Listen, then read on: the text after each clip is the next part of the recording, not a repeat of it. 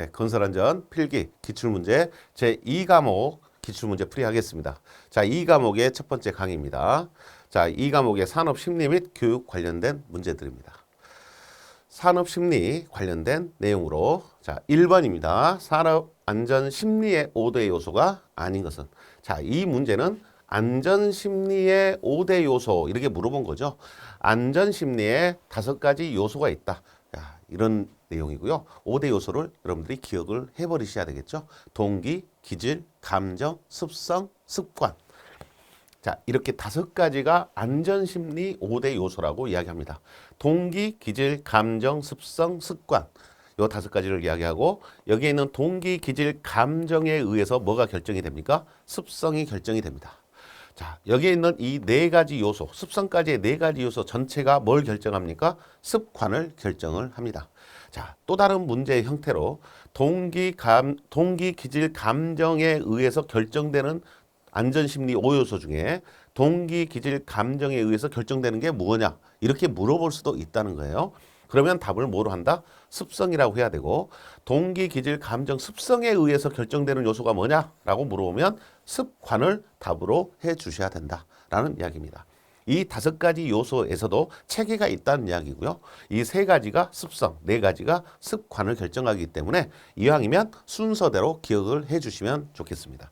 자, 지금 문제는 이 5가지 요소가 아닌 걸 물어봤기 때문에 지능은 포함되어 있지 않죠. 그래서 답이 4번이 됩니다. 동기, 기질, 감정, 습성, 습관 이렇게 5대 요소라고 기억을 해 주시고요.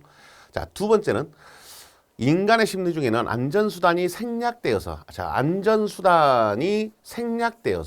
불안전한 행위를 나타내는 경우가 있다. 안전수단이 생략되는 경우가 아닌 경우는 자, 우리가 작업을 하다 보면 안전이 생략되는 경우가 종종 있습니다. 자, 안전이 생략되는 경우에는 어떤 경우에 안전수단이 생략되겠습니까? 내가 귀찮거나 지쳤을 때 또 어떤 목표에 빨리 도달하고자 할 때 이것은 내가 필요 없다라고 생각됐을 때 생략을 해버리거든요. 이 작업이 필요 없다고 판단되면 생략이 되어버린다. 그래서 안전수단이 생략되는 경우가 아닌 것은 작업 규율이 엄할 때 자, 작업의 규율이 엄하다는 것은 내가 임의대로 어떤 작업을 빼버리거나 이렇게 하기가 힘들겠죠. 그래서 작업 규율이 엄할 때는 생략되는 안전수단이 생략되기가 어렵죠. 그래서 엄할 때가 아니고요. 의식의 과잉이 있을 때 그렇습니다. 의식의 과잉이 있다라는 말은 일점 집중 현상이 생겼을 때. 일점 집중 현상이란 거 말 기억하시죠? 일점 집중 현상이란 것은 갑작스럽게 놀랬을 때 의식의 과잉이 일어난다라고 이야기했고 교통사고 이런 것들을 목격했을 때 의식의 과잉이 일어나죠. 그렇게 돼버리면 정신이 없다는 이야기죠. 정신이 없기 때문에 안전수단이 생략될 수 있고요. 주변 영향을 받아서 피로하거나 과로했을 때는 귀찮지 않습니까? 그래서 이럴 때는 안전수단이 생략될 수가 있습니다. 하지만 생략되지 어려운 것은 규율이 엄할 때는 어렵다. 이렇게 생각할 수 있는 문제가 돼야 됩니다. 자, 답은 1번은 안전수단을 생략하기가 어렵다. 왜? 규율이 세기 때문에. 1번입니다. 자, 다음 문제입니다. 3번 문제는 작업장의 정리정돈, 태만 등 생략행위를 유발하는 심리적 요인에 해당하는 것은 자, 생략행위를 유발하는 심리적 요인 그래서 폐압의 요인 이거 폐압의 요인은 물건을 정리할 때 사용되는 요인입니다. 물건 정리할 때 사용되는 주로 폐압시키려는 방향으로 물건을 정리하더라 하는 이야기고요. 간결성의 원리 자, 간결성의 원리라는 말의 의미는 뭐예요? 간결하게 해라 이 말은 뭐에 빨리 도달하자? 목표에 빨리 도달하기 위해서 간결하게 해라. 필요 없는 것 좀 생략해라. 이런 이야기죠. 그래서 간결성의 원리가 뭐를 유발합니까? 생략행위를 유발합니다. 자, 간결성의 원리는 일반적으로 우리가 이야기할 때는 어떤 의미가 있어요? 보통적으로 받아들일 수 있는 말이죠. 간결하게 해라. 좋은 의미라고 생각도 할 수 있고 쓸모없는 작업을 하지 않는 것을 이야기합니다. 그러면 안전에서는 이 간결성의 원리가 좋은 의미로 사용이 되지 않아요. 뭐 때문에 그러죠? 목표에 도달하기 위해서 작업을 빨리 끝내기 위해서 안전을 생략하기 쉽거든요. 안전은 생산을 위해서 필요하다고 생각되지 않는 경향이 있기 때문에 간결성의 원리가 생략행위를 수반한다라고 판단하기 때문에 우리 안전에서는 간결성의 원리를 좋은 원리로 본다 안 본다? 좋은 원리로 보지 않습니다. 뭐를 수반한다고? 생략행위를 수반하기 때문에. 리스크 테이킹이라는 것은 말 그대로 뭐였죠? 위험을 부담하는 거였죠. 예, 객관적인 위험을 객관적으로 봤을 때는 위험한 건데 이 객관적 위험을 자신이 부담한다는 이야기예요. 자신이 부담하고 위험한 행위를 수행하는 것을 리스크 테이킹이다. 이렇게 이야기를 했었죠. 억측 판단 이런 의미도 됐었습니다. 억측 판단이다. 이런 의미로 같은 의미로 사용이 된다. 주의의 일점 집중 현상, 의식의 뭐라고 불렀죠? 앞에서 나왔던 의식의 과잉이라는 말과 같은 말이었죠. 그래서 갑작스러운 사고를 목격하게 되면 너무 주의가 몰입이 돼가지고 멍해져 버리거나 대처를 제대로 하지 못하는 그런 상황이 일어난 게 일점 집중 현상이었습니다. 자, 지금의 답은 2번이라는 것을 여러분들이 알 수 있을 겁니다.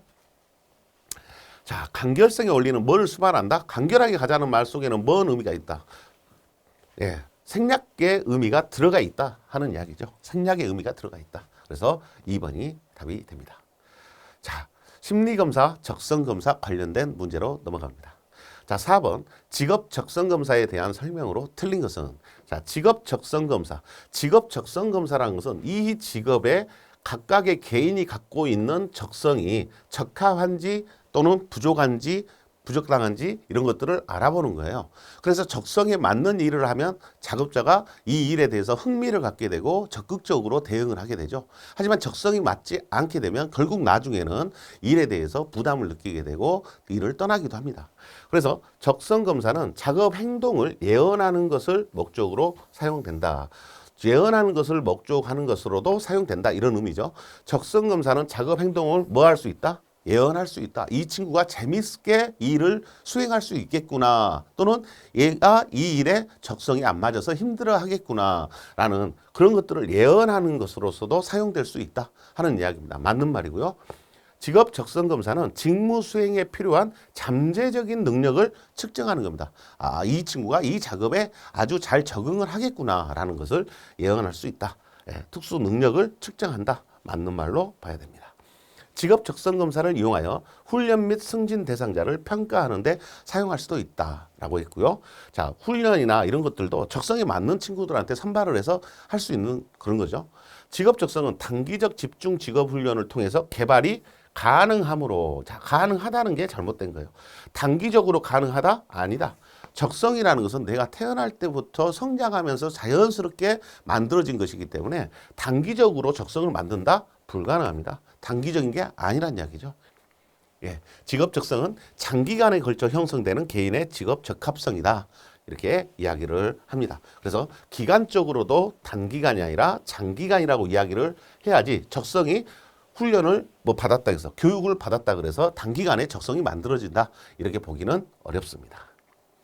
5번입니다. 직업의 적성 가운데 사무적 적성에 해당하는 것은 자, 사무적 적성이다라고 이야기하는 것. 사무적 적성에 해당하는 게 뭐냐? 자, 그러면 문제에서 직업의 적성 가운데 사무적 적성도 있으면 대표적으로 비교되는 한 가지가 있어요. 사무적 적성이 아니면 뭐가 되겠어요? 기계적 적성입니다. 기계적성. 예, 기계적성이 있을 거다. 그래서 기계적 적성과 사무적 적성 이렇게 두 가지로 구분을 해볼 수 있는 거고요. 기계적인 이해는 당연히 기계적 적성이겠죠. 기계적 적성이고 공간을 시각화하는 것도 기계적성입니다. 손과 팔의 솜씨도 기계를 다루고 도구를 다루는 데 필요한 내용이고요. 지각의 정확도, 그래서 지각을 정확하게 한다라고 이야기하는 것은 사무적 적성에 적합한 내용이다라고 볼 수 있습니다.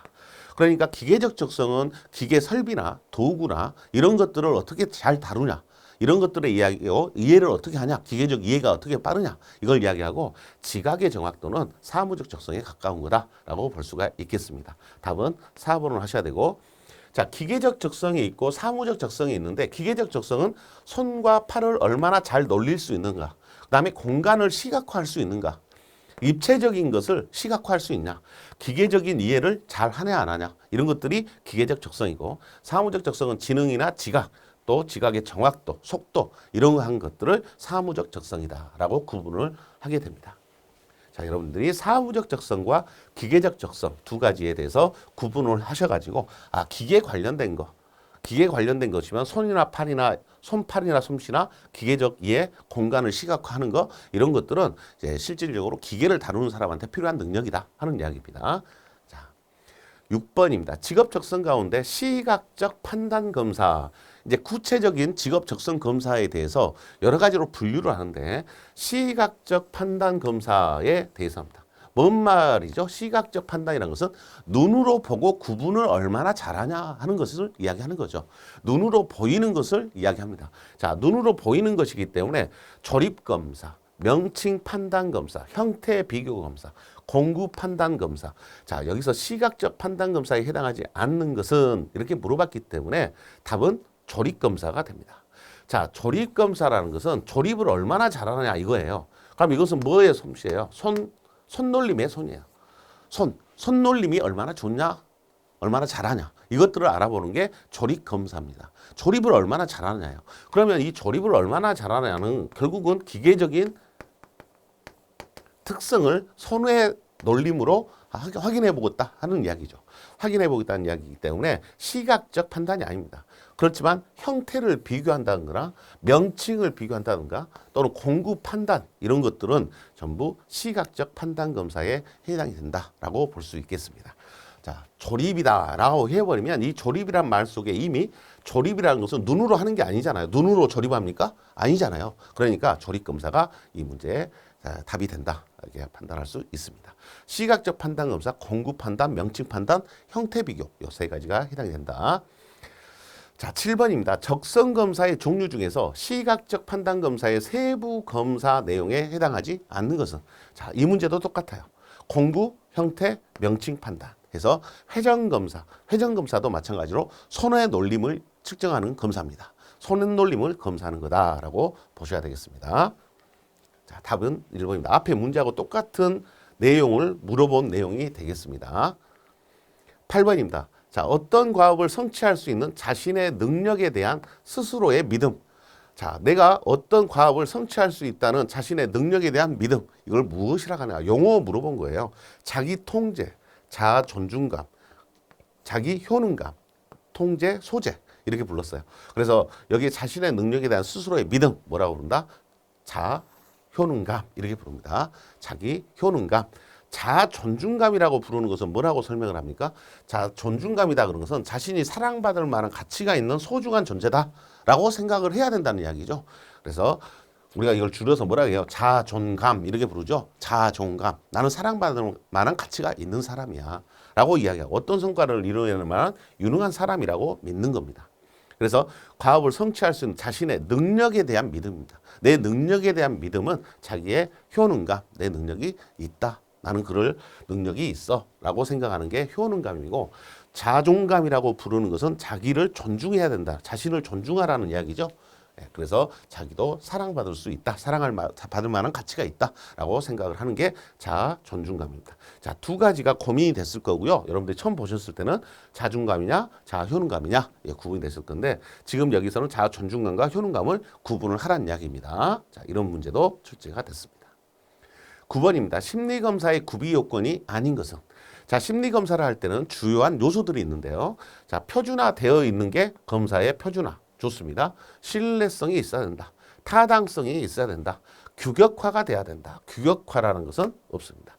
이 규격화라는 말하고 표준화라는 말하고 두 가지가 비슷해 보입니다만 차이는 있습니다. 그래서 이 규격화라는 말을 쓰지 않는다는 거 표준화되어 있어야 된다. 자, 신뢰성이라고 부르는 것은 우리가 반복 재현성이다라고 이야기를 했던 내용이고요. 반복 재현성. 자, 타당성이라고 하는 것은 우리 문제풀이에서 계속 이제 몇 문제가 나올 건데요. 기본적으로 타당성은 이런 말을 씁니다. 적절성이라고 부릅니다. 적절성. 적절한 내용을 담고 있냐, 담고 있지 않냐. 이것을 타당성이라고 부르고 표준화 이렇게 세 가지가 대표적인 구비 요건으로 인정이 되는 거고 답은 3번으로 하고요. 심리검사의 구비 요건에는 신뢰성, 타당성, 표준화, 또 무오염성, 객관성이라고 불렀던 거요. 객관성도 있죠. 객관성.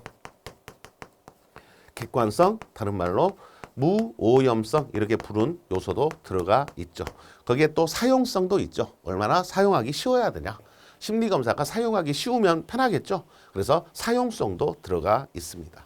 사용성까지 여러분들 기억을 해보시고 신뢰성, 타당성, 객관성, 표준화, 사용성 이런 것들이 심리검사의 구비 요건이다라고 해설 참고 바랍니다. 10번입니다. 심리검사의 특징 중 측정하고자 하는 것을 실제로 잘 측정하는지, 측정하고자 하는 것을 실제로 측정하는지를 판별하는 것을 무엇이라 하는가. 자, 실제로 측정하고자 있는 것을 측정하고 있어? 내용이 적합해? 이 말이에요. 내용이 적절해? 이 말이에요. 내용이 적절한 내용으로 측정을 하고 있어? 적절성이 무슨 성하고 같다? 적절성, 타당성이다. 적절성이 타당성입니다. 그래서 답은 4번이 됩니다. 측정하고자 하는 것을 측정하고 있는가? 이걸 물어본 걸 뭐라고 한다? 타당성이 있는 내용이냐? 검사냐? 이렇게 물어본다는 이야기죠. 답은 4번이 답이 되겠습니다. 타당성을 물어보고 있는 거고, 내적 타당성, 실험이나 연구에서 실제로 측정하고자 하는 것을 얼마나 정확하게 측정하였는가를 의미하는 것. 이것을 내적 타당성이라는 말로 구체적으로 내적 타당성이라고 부르고요. 그냥 보편적인 의미로도 타당성의 의미로 가장 대표적인 설명입니다. 측정하고자 하는 것을 측정하고 있는가. 이게 타당성을 설명하고 있다. 이렇게 판단이 되셔야 되겠습니다. 자, 타당성. 11번입니다. 직무에 적합한 근로자를 위한 심리검사는 합리적 타당성을 갖추어야 한다. 이러한 합리적 타당성을 얻는 방법으로 연결되겠어. 자, 지금 문제는 타당성의 종류에 대해서 알고 있는지를 물어본 내용이에요. 자, 내용이 좀 이제 구체적으로 들어가니까 상당히 난이도가 있는 형태의 문제고요. 여러분들은 자, 직무에 적합한 근로자를 위한 심리검사를 할 때 합리적 타당성을 갖춰야 된다라고 했고요. 이런 합리적 타당성을 얻는 구체적인 타당성의 종류들이 어떤 것들이 있는가? 합리적 타당성과 관련된 것들이 뭐가 있는가? 이렇게 물어본 거예요. 자, 구인 타당성, 공인 타당성, 구인 타당성, 내용 타당도, 예언적 타당성, 공인 타당성, 예언적 타당성, 안면 타당도 이렇게 이야기를 하고 있어요. 자, 우리가 일반적으로 근로자를 위한 심리적인 검사를 할 때는 이 타당성이 있는 내용으로 검사를 해야 되는데 이 타당성 중에서 심리검사, 근로자의 심리를 파악하기 위한 내용을 담고 있는가. 내용 타당성이 중요하고요. 이 검사 내용이 구성하고 있는 검사를 구성하고 있는 내용의 의미가 실제로 측정하고자 하는 그런 개념이나 요인들을 담고 있냐. 이 검사를 통해서 얻고자 하는 내용이 결과를 얻고자 하는 내용을 담고 있냐. 구성 요인을 구인이라고 불러요. 자, 구인이란 말은 이 검사 내용이 담고 있는 구성 요인들이 타당성이 있는 내용으로 되어 있냐. 그래서 구인 타당도하고 내용 타당도는 거의 이어지는 내용입니다. 이 검사 내용을 구성하고 있는 항목들이 적절하냐 안 하냐 이걸 물어본 거예요. 내가 알고자 하는 결과를 얻을 수 있는 내용으로 되어 있냐 안 되어 있냐. 이게 구성 요인 타당도, 그걸 줄여서 구인이라고 부르고 있다. 답은 2번입니다. 이게 결국은 검사 내용적인 부분이에요. 담고 있냐 또 적절하냐 이걸 알아보는 거죠. 내용이 적절하고 구성 요인을 다 담고 있냐 이걸 물어본 거예요. 그래서 우리가 일반적으로 검사에 사용되는 타당성, 검사 내용은 타당성이 있어야 됩니다 라고 말할 때 이 타당성은 내용과 구인 타당성 두 가지 측면이 아주 중요하게 다루어진다 라고 생각을 해 주셔야 됩니다. 자, 해설을 보시면 합리적 타당성이라고 부르는 것은 구인과 내용이고요. 경험 타당성이라는 것은 예언적 타당도하고 공인 타당도가 있습니다. 그러니까 예언적 타당도라고 하는 말의 의미는 예언한다는 이야기예요. 이 검사를 통해서 이 사람의 내용이 향후 시간이 지난 다음에 이런 결과로 나타날 거야 라고 예측하는 그런 검사일 때 예언적 타당도입니다. 근데 근로자의 심리 검사는 현재의 심리 상태를 알고자 하는 것이지 미래의 심리 상태를 알고자 하는 것이 아니기 때문에 예언적 타당도라 부르는 것들이 답이 될 수가 없다는 이야기가 되고요. 자, 내용 타당도 다시 한번 정의를 내렸습니다. 측정하고자 하는 영역의 지식을 대표하는 문항들로 구성되었는지 이런 것들을 내용을 담고 있는지 확인하는 것을 내용 타당도라고 부릅니다. 자, 여기에 있는 안면 타당도라는 말도요. 그냥 여러분들이 참고로 보세요. 안면 타당도는요. 이 검사 대상들 있잖아요. 여기서는 근로자죠. 근로자가 심리 검사를 받았잖아요. 이 검사를 받은 사람들이 느끼고 있는 적절한 정도예요. 이 검사가 우리의 심리를 파악하는데 아주 좋은 설문지였습니다. 검사 내용이 담고 있었다고 내가 봤을 때 판단이 됩니다. 라고 이야기하는 게 안면 타당도예요. 그 피실험자가 느끼는 검사의 내용에 대한 점수예요. 그래서 피실험자가 평가합니다. 피실험자가 느끼는 것을 안면 타당도 이렇게 이야기합니다. 근로자의 심리를 파악하는데 근로자가 이 검사가 적절하다 부적절하다 판단한다는 이야기죠. 그래서 이 안면 타당도라는 것은 결국은 이 검사에 대해서 검사를 받은 사람한테 이 검사가 어땠어요? 라고 물어본 거예요. 그 결과이기 때문에 지금 물론 그것도 반영하면 좋겠지만 합리적 타당성이라는 말 속에는 이 검사가 얼마나 잘 만들어졌냐라고 물어본 거예요. 그래서 구인 타당도, 내용 타당도 이렇게 정의를 내려야 되겠습니다. 답은 2번으로 하셔야 되고요. 자, 문제가 좀 깊이 나온 문제이기도 하지만 여러분들이 이런 내용도 참고로 한번 봐보시는 것도 좋을 것 같습니다. 자, 12번입니다. 예측 변인이 예측되는 요소들이 준거와 얼마나 관련되어 있느냐. 예측 변인, 그러니까 어떤 검사에서 이 검사 내용을 구성을 하고 있는 요소들이 예측 변인이다 이렇게 불러요. 내용들을 예측 변이라고 하는데 그것이 기준, 내가 측정하고자 하는 기준이 되는 근거들, 그런 근거들을 얼마나 관련되어 있냐, 그것들과 관련이 얼마나 있냐, 이것들을 나타낸 타당도를 뭐라고 부르냐. 근데 이 문제는 답이 나와 있어요. 예측 변인이 준거하고 얼마나 관련되어 있냐 이렇게 물어봤기 때문에 준거 관련 타당도라는 말, 이 말이 바로 문제에 나와 있는 답이죠. 네, 답을 2번으로 하셔야 되겠습니다. 자, 이렇게 좀 깊이 있지만 문제 속에 답이 있는 경우도 있기 때문에 우리 준거 관련 타당도, 검사가 준거를 예측하거나 준거와 통계적으로 관련되어 있는 정도를 준거 관련 타당도 이렇게 부릅니다. 자, 13번 심리검사 종류에 관한 설명으로 맞는 것은, 자, 성격검사, YK 성격검사도 있고 YG 성격검사도 있고 검사하는 방법이 여러 가지 검사 방법이 개발되어 있는데요. 성격검사는 이 사람 어떤 한 개인의 특성을 나타내려고 하는 거죠. 인지 능력이 직무 수행을 얼마나 예측하는지를 측정한다. 자, 인지 능력이 직무 수행을 얼마나 하는지 예측하는지 측정한다. 이런 인지 능력을 측정하는 게 아니에요. 인지 능력을 측정하는 게 성격 검사가 아니죠. 한 개인의 특질을 나타내려고 하는 겁니다. 소극적인지 적극적 마인드인지 또는 안정한지, 정서적으로 안정한지 불안정한지 이런 것들을 판단하고 외향적인지 내향적인지 이런 걸 판단한 걸 성격 검사라고 하지, 인지 능력을 측정해서 직무 수행을 얼마나 예측하는지 이런 것들을 하는 것은 성격 검사 내용은 아닙니다. 신체 능력 검사, 근력이나 순발력, 전반적인 신체 조종 능력, 체력 맞죠? 신체 능력이죠. 예. 기계적성, 기계를 다루는 데 있어 예민성, 색채, 시각, 청각적 예민성을 측정한다. 지금 기계적성을 이야기한 것은 손과 팔의 솜씨를 이야기하는 거예요. 대표적인 게.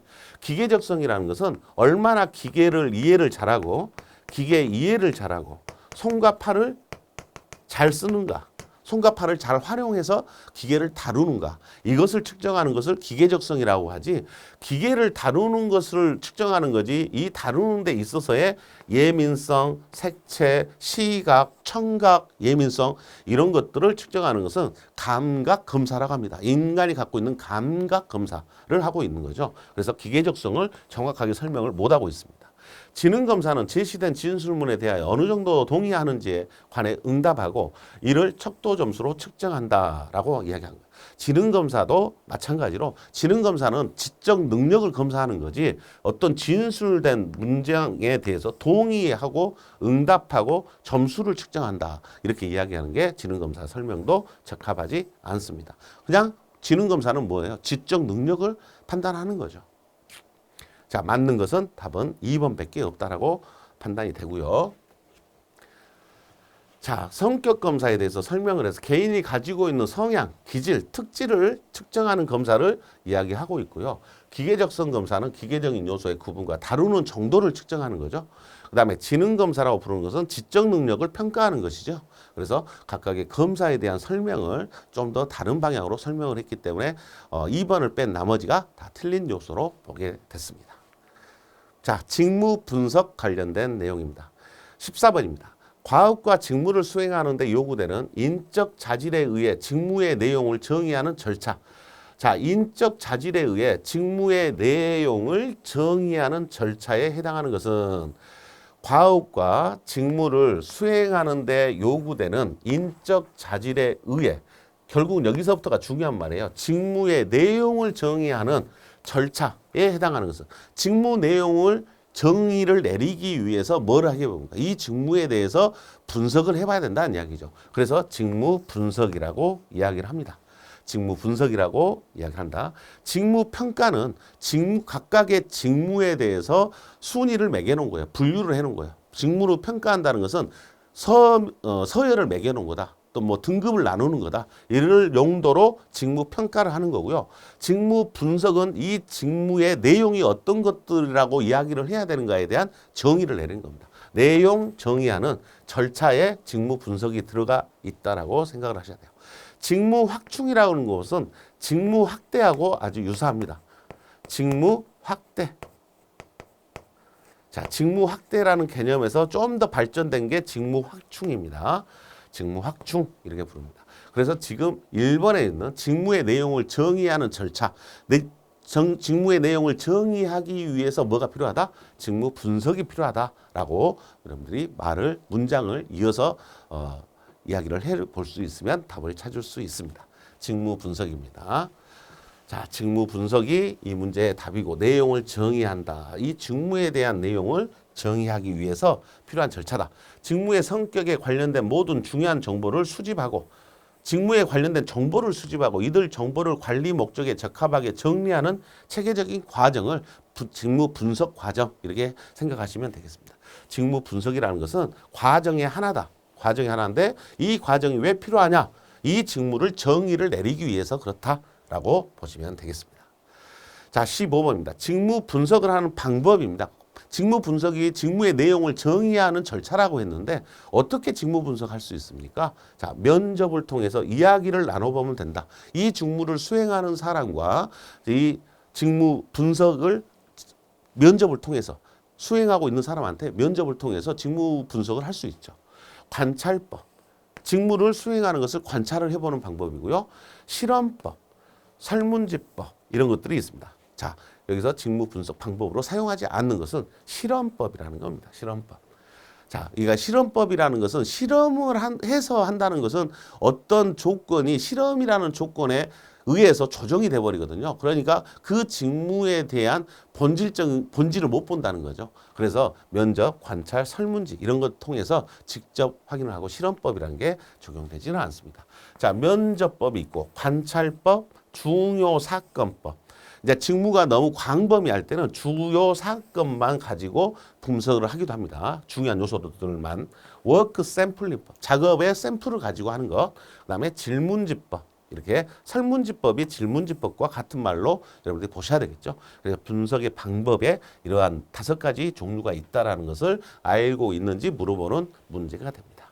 자, 면접법, 관찰법, 중요사건법, 워크샘플링법, 그다음에 질문지법, 설문지법 이렇게 부르는 것들이 직무 분석 방법이다.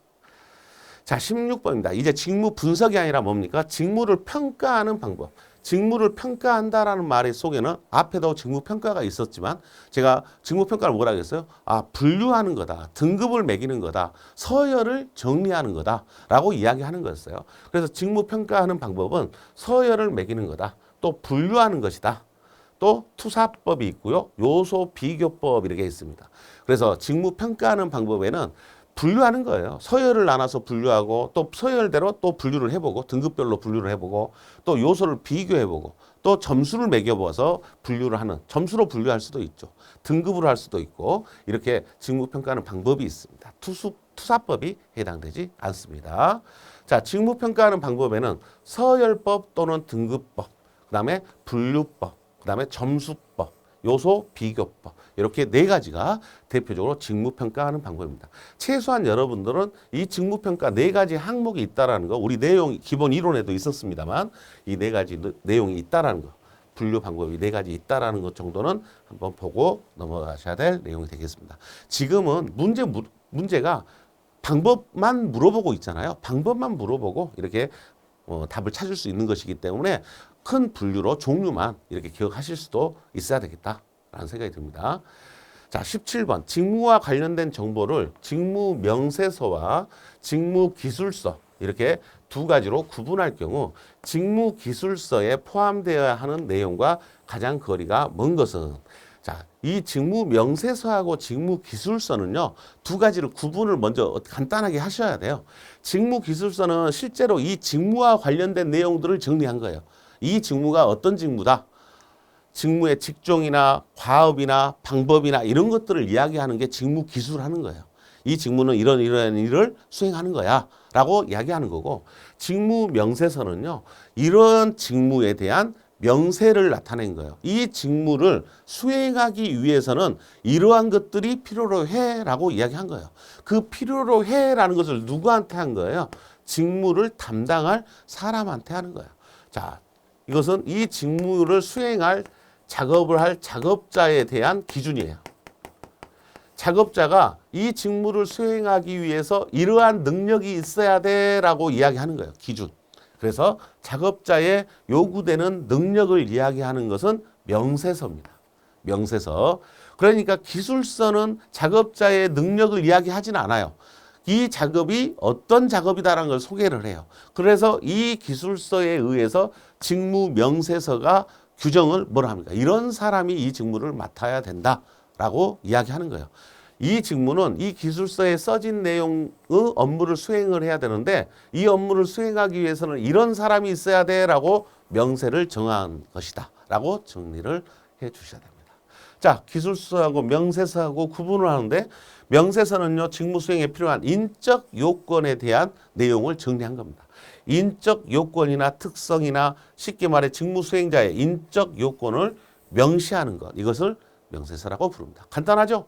명세서는 작업자의 능력을 요구되는 능력을 정리해 놓은 게 명세서라고 부릅니다.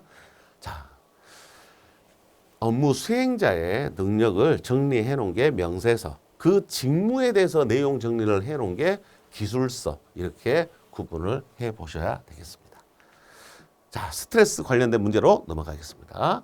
자, 18번. 개인적 차원에서의 스트레스 관리 대책으로 관계가 먼 것은. 자, 중요한 말은요, 이제 여러분들이 이런 용어들이 많이 나와요. 개인적 차원, 내적, 외적, 이런 말들이 나오는데 문제 풀다 보면 개인적 차원이라고 부르는 것에서 스트레스 관리. 자, 긴장을 이완한다. 내가 스트레스를 받으니까 명상에 잠겼다. 그래서 내 긴장을 이완시키겠다. 개인적으로 할 수 있는 것들이에요. 직무를 재설계하겠다. 내가 스트레스 받으니까 내 직무를 설계를 다시 하겠다. 라고 이야기하는 것은 쉬운 일이 아니죠. 이 직무 재설계에 관련돼서는 직무 재설계를 하려면 나 혼자 할 수 있는 게 아니야. 내 마음대로 할 수가 있는 게 아니다 말이야. 조직의 도움을 받아야 된다는 이야기죠. 합의를 받아야 된다는 이야기가 되잖아요. 적절한 운동을 한다. 개인적인 이야기예요. 적절한 시간 관리를 하겠다. 개인적인 이야기입니다. 답은 2번입니다. 2번은 개인적 차원이 아니에요. 조직적 차원이지. 자, 개인 차원이 있고요. 문제가 개인적 차원의 스트레스 관리에 대해서 개인적 차원이 있고요. 직무에 관련 대책이 있어요. 개인적인 대책이 있고 직무 관련 대책이 있다. 그래서 개인적인 대책은 이러한 것들이고요. 뭐 분노 관리, 적절한 운동, 스트레스부터 뭔가 마음 이완 이런 것들이고요. 직무 관련은 직무 수행과 관련해 직무 확대, 직무 확충, 유연 시간 근무제 이런 것들은 조직이 해줘야 된다는 이야기죠. 그래서 직무 관련 대책이다. 이렇게 구분을 하실 수 있어야 됩니다. 자, 이렇게 밑에 있는 해설을 한번 안 읽어보고도 이 답을 내가 맞힐 수 있었다. 그러면은 이제 센스가 있는 겁니다. 아, 이거 개인적인 거야? 아니면 조직적인 거야? 조직이 해줘야 되는 거야? 개인이 할 수 있는 거야? 이런 의미죠. 답은 2번입니다. 19번. 스트레스에 대하여 반응하는 데 있어 개인 차이의 이유로 적합하지 않은 것. 비슷한 내용이에요. 앞에 문제하고 개인 차이라고 했잖아요. 자, 성의 차이. 이건 개별적인 차이요. 남과 여의 차이. 강인성. 얼마나 강인한 성격을 가지고 있냐. 작업 시간의 차이. 자기 존중감의 차이. 자, 이런 것들을 봤을 때 개인적인 게 아닌 게 뭐예요? 작업 들어가면 개인적인 게 아니에요. 앞에 문제에서도 뭐가 들어갔어요? 직무 들어가 버리니까 개인적인 게 아니에요. 직무를 재설계한다. 이렇게 하는 거. 그래서 여기도 작업 시간이 들어가 있으니까 이것도 개인 차이의 이유가 아니다. 개인 차이가 아니라는 이야기죠. 작업 시간 이것도 조직과 관련된 내용이 됩니다. 작업 조건의 문제다. 작업과 관련된 내용이다라고 보셔야 된다. 그래서 답을 3번으로 할 수 있어야 된다. 자, 비슷한 문제예요. 18번, 19번 이런 것들이 개인적인 거냐 아니면 조직적인 거 또는 작업과 관련된 거냐 이렇게 구분을 하실 수 있어야 됩니다. 스트레스에 대한 설명으로 틀린 것은 사람이 스트레스를 받게 되면 감각기관과 신경이 예민해진다. 예민해지죠. 스트레스 수준이 증가할수록 수행 성과는 일정하게 감소한다. 자, 여기서는 일정하게 감소한다라고 말하는 게 잘못된 말이 됩니다. 스트레스는 환경의 요구가 지나쳐 개인의 능력 한계를 벗어날 때 발생한다.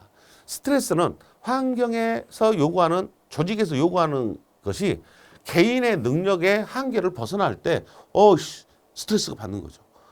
아, 내 업무가 너무 많아. 이렇게 말하는 거예요. 내 능력을 넘어서 버린 거죠. 한계를. 스트레스 요인에는 소음, 진동, 열 등과 같은 환경 영향뿐만 아니라 개인적인 심리적 요인들도 포함됩니다. 개인적인 요소도 스트레스의 요인이 되죠. 당연히. 다 맞습니다. 자, 이것이 잘못됐네요. 2번입니다. 자, 스트레스는요. 일정 수준까지는 상승하게 되면, 다시 말하면 적절한 수준의 스트레스를 유지하고 있으면 성과가 좋아져요. 그렇지만 그 적절한 수준을 넘어서서 스트레스를 받게 되면 급격하게 하강이 됩니다. 성과가 떨어진다는 이야기예요. 스트레스는 직무 성과를 급격히 감소시킵니다. 직무 성과가 스트레스가 증가할수록 직무 성과는 스트레스가 증가하면 성과가 상승되다가 어느 정도 스트레스 더 증가해버리면 성과가 떨어지게 된다는 이야기예요. 그래서 이 부분이 있다라는 것도 여러분들이 좀 캐치하고 있어야 돼요. 스트레스가 상승되면 무조건 직무가 떨어진다, 성과가 떨어진다 이렇게 판단하면 안 되고요. 초기에 적절한 스트레스까지는 직무 성과가 높아져요. 적절한 스트레스까지는 높아지지만 그 이상 스트레스가 가하게 되면 성과가 급격히 떨어지게 된다는 이야기입니다. 그래서 이 상승하는 구간이 있다라는 것도 여러분들이 알고는 계셔야 될 부분입니다. 자, 무작정 떨어진다 이렇게 이야기하면 안 된다. 그래서 지금 2번 내용도 정확하게 말을 하려면요.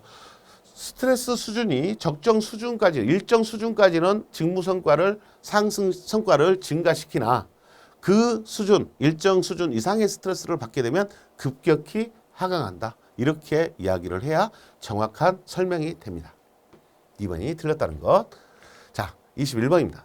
스트레스에 영향을 주는 요인 중 환경이나 외적 요인, 드디어 이제 외적 요인 이렇게 나왔어요. 환경이라는 것도 뭐에 해당돼요? 외적 요인의 하나에 해당이 되죠.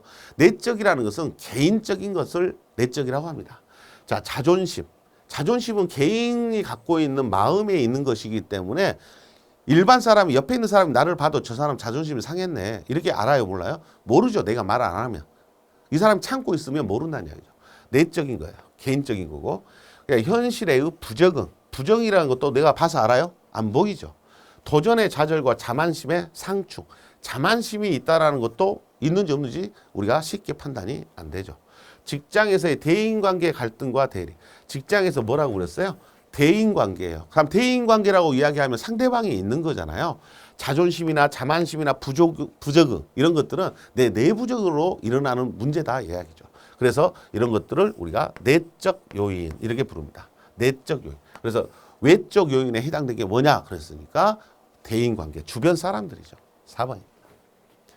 자존심, 자만심, 부적응 이런 말들이 나오면 내적 요인으로 판단을 하시면 되겠습니다. 심리적인 것이기 때문에 그래요. 심리적인 것을 내적이라고 부릅니다.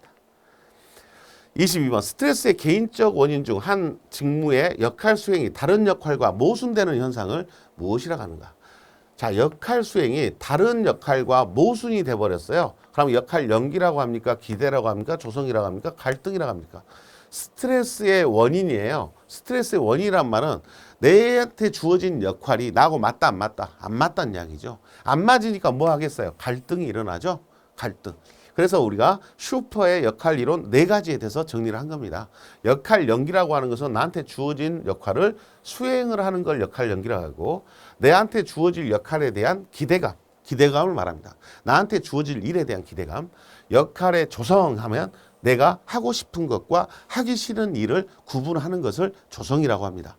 그다음에 역할 갈등이라는 것은 내가 하기 싫은데 나한테 이 일이 주어졌을 때 내가 갈등을 느끼게 된다라고 이야기를 합니다. 지금 내용은 업무 수행이 다른 역할과 모순되는 현상을 뭐라 하냐. 그래서 이 역할, 나한테 주어진 역할이 이 나의 하고 싶은 역할과 다르다는 이야기죠. 그래서 모순이 됐다, 다르다, 갈등이다. 답을 4번으로 선택할 수 있으면 되겠습니다. 슈퍼의 역할 이론이라고 합니다. 자, 23번. 조직에 있어 구성원들의 역할에 대한 기대와 행동은 항상 일치하지 않습니다. 역할 기대와 실제 역할 행동 간의 차이가 생기면 갈등이 생긴다라고 이야기를 했고요. 앞에 문제에 대한 설명을 하고 있죠. 역할 갈등의 원인으로 가장 거리가 먼 것은 역할 갈등은 내가 원하는 역할과 조직이 나한테 부여한 역할이 맞다 다르다? 다르다는 이야기죠. 문제가 있다는 이야기죠. 역할 뭐가 생겼다? 마찰. 역할에 대한 민첩성 관련이 없습니다. 민첩성은 상관이 없고요. 부적합, 마찰, 부적합, 모호성, 역할에 대한 모호성. 이런 것들이 뭘 일으킨다? 갈등을 일으키는 요인이 된다라고 이야기합니다. 자, 답은 2번입니다. 나한테 주어진 요구되는 역할이 내가 하고 싶은 역할하고는 다르다는 이야기예요. 내가 기대하고 있던 역할과는 다른 역할을 요구하고 있기 때문에 갈등이 생긴다. 그래서 마찰이나 부적합이나 모호하다. 이런 것들이 내가 역할 갈등이 생기는 이유다라고 생각할 수 있어야 되겠습니다. 자, 2번은 민첩성과는 설명이 되기가 어렵죠. 갈등하고. 24번입니다. 조직에 의한 스트레스 요인으로 역할 수행자에 대한 요구가 개인의 능력을 초과. 역할을 수행하는 사람의 능력을 초과해 버렸어요. 그럼 스트레스 받았겠네요. 주어진 시간과 능력이 허용하는 것 이상을 달성하도록 요구받고 있다고 느끼는 상황을 무엇이라고 하는가? 내 역할이 지금 너무 많다, 적다. 너무 많다는 이야기죠. 과부하라고 합니다. 역할 갈등하고 과부하를 여러분들이 고민하시면 안 됩니다. 갈등이라는 것은 나한테 주어진 일이 안 맞다는 거예요. 나하고 안 맞다는 적성의 문제 뭐 이런 것도 관련이 되죠. 내가 잘할 수 있는 일이 아니란 이야기죠. 그러니까 갈등이 생기죠. 근데 이 역할 과부하는 내가 잘하고 못하고를 떠나서 나한테 부여된 일이 너무 많다는 이야기예요. 그래서 과부하라는 말을 씁니다. 2번이 답이 됩니다. 자, 뭐 문장만 잘 이해하시면 이렇게 답을 쉽게 찾을 수 있는 그런 내용이다라고 생각이 듭니다. 25번. 리오스에서 직무 스트레스 모형에서 각 요인의 세부 항목으로 연결이 틀린 것은 자, 지금 여기는 구분을 할지 아냐 뭐하냐 모르는 거예요. 작업 속도는 작업 요인이다. 맞죠? 작업 요인으로서 작업 속도가 스트레스를 줄 수 있는 요소다. 작업 속도 때문에 스트레스를 받는데 이 작업 속도는 작업과 관련된 요인이다 이 말이에요. 맞는 말이에요? 조직 요인에서 교대 근무. 교대 근무를 한다는 것은 내가 하고 싶어서 하는 겁니까? 아니면 조직에서 정해진 겁니까? 작업에서 교대 근무를 한다는 것은 작업과 관련된 거잖아요. 조직 요인이다라고 이야기하는 것은 그럴 수도 있어요. 조직이 요구했다 이렇게 이야기할 수도 있겠지만 교대 근무한다라는 것은 작업을 한다는 것이잖아요. 그게 조직 요인에 구분이 됩니다. 이것도 무슨 요인이다? 작업 요인입니다. 이것도 작업과 관련된 요인이야. 내가 작업을 교대 작업을 해. 이런 의미예요. 그 다음에 조명 소음은 당연히 환경 요인 맞고요.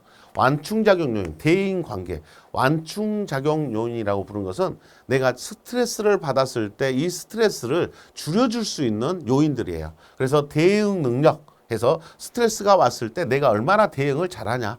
그래서 별거 아니야 이렇게 생각을 해버리면 완충이 된다 이야기죠. 그런 요인으로 대응 능력 또는 사회적 지지 이런 것들이 해당이 됩니다.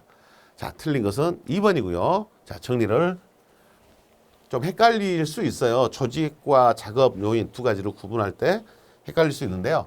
자, 니오스에서 이야기하는 직무 스트레스의 요인은 작업 요인이 있다. 작업 부하, 작업 속도, 교대 근무. 자, 교대 근무가 어디에 들어가 있다? 작업 요인으로 분류를 하고요.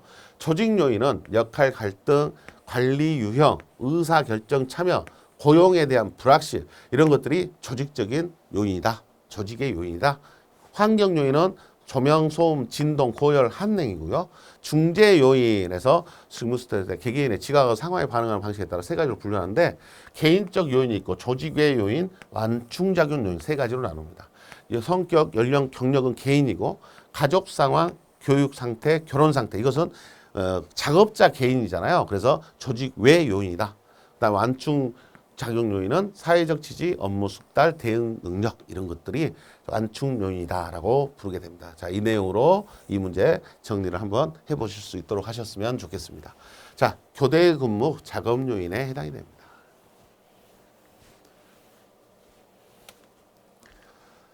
자, 인간의 행동 법칙과 관련된 내용입니다.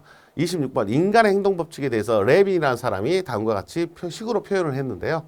다음 강요소에 대한 내용으로 틀린 것은 해서 behavior는 function, pulse, environment 이렇게 불렀죠. 그래서 설명입니다. behavior, function, person, environment 환경이죠. 예, 엔지니어링이 잘못됐습니다. 인간의 행동은 개체와 인간관계에 의해서 형성된 심리적 환경에 의해서 결정이 된다라고 이야기했던 거예요. 인간의 행동과 개체, 환경은 심리적 환경도 되고 작업 환경도 같은 말로 봅니다. 환경에 포함되는 말로 봅니다. 자, 그래서 각각의 요소의 기호를 알고 있는가 물어본 거예요. person, environment, 환경입니다. 예, 환경, 심리적 환경. 이거에서 사람의 행동은 그 개체, 그 사람의 연령이나 경험이나 지능에 의해서 행동이 영향을 받고 또 그 사람 마음속에 있는 심리적 환경 때문에 행동에 영향을 받는다 하는 이야기예요. 그래서 엔지니어링 이렇게 쓰면 안 되겠죠. 기술은 잘못된 말이 됩니다. environment라고 써야 되겠습니다. 27번입니다. 레빈이 제시한 인간의 행동 특성에 관한 법칙에서 인간의 행동, 개체와 환경의 함수 관계를 가진다. 그렇습니다. 근데 개체에 해당되는 요소가 아닌 것은 자, 개체에 해당되는 person, 사람이라고 했잖아요. 이 person에 해당되는 것은 연령, 맞죠? 지능, 경험 다 맞습니다. 인간관계는 뭘 결정하죠? environment라고 했어요. 그러니까 이 위를 기억을 할 때 무슨 환경이라고 했어요? 심리적 환경이에요. 더 정확하게 뭐에 의해서? 인간관계에 의해서 결정이 된 인간관계에 따라서 나 사람 관계가 제일 힘들다 이 말이에요. 인간관계에 의해서 좋은 사람, 나쁜 사람이 내 마음속에 정해졌죠. 그것 때문에 나쁜 사람을 보면은 내 행동이 돌아서 버리고 친한 좋은 사람을 만나면 좋은 관계를 갖고 있는 사람을 만나면 반갑게 악수를 하고 포옹을 하고 이렇게 내 행동이 바뀌어 버리잖아요. 그게 무엇 때문이에요? 마음속에 있는 상대방에 대한 심리적 환경 때문에 그래요. 좋은 환경이냐 나쁜 환경이냐 인간관계가 좌우한다는 이야기죠. 그래서 2의 environment에 인간관계가 들어가 있다라고 답을 선택할 수 있어야 되겠습니다. 자, 여기까지 해서 우리 2과목 산업심리 관련된 문제풀이 첫 번째 강의였습니다. 여기서 일단 마치고요. 이어서 두 번째 강의 진행할 수 있도록 하겠습니다. 수고하셨습니다.